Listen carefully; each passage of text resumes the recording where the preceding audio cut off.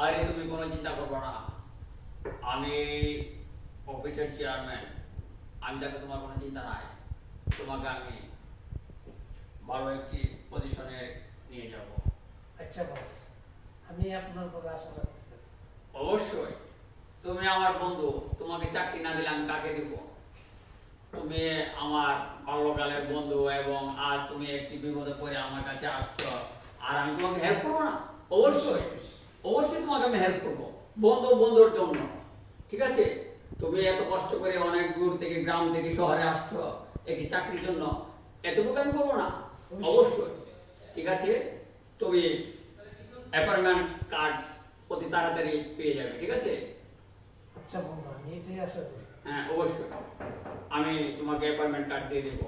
আচ্ছা।